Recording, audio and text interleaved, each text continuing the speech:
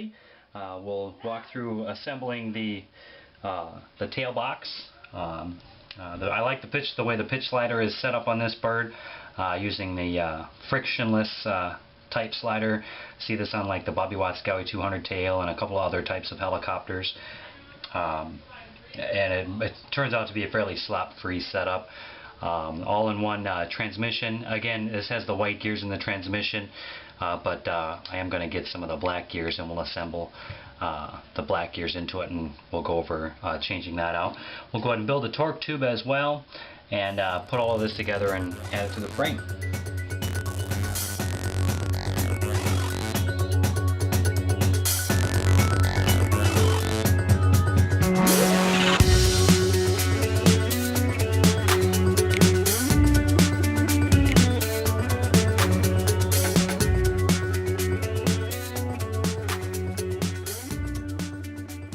We got the tail and tail box and transmission assembly all completed here.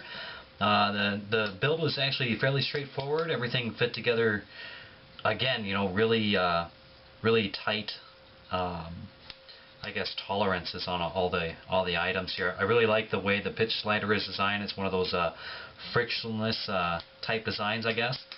So we get very smooth action on the tail assembly. The meat and potatoes of the tail box was already pre-assembled, but I did check everything for Loctite, and Loctite were necessary. I did notice the thrust bearings in the tail grips weren't greased, so when I did take those apart, I did get those greased up very good, and we're ready to go there. I was able to get the just, I guess, a preliminary get the push rod installed on here, just so that I could see the action and just get a feel for how this assembly is going to be installed, you know, and where the tail servo is actually going to mount right underneath the transmission here. So that actually went fairly well.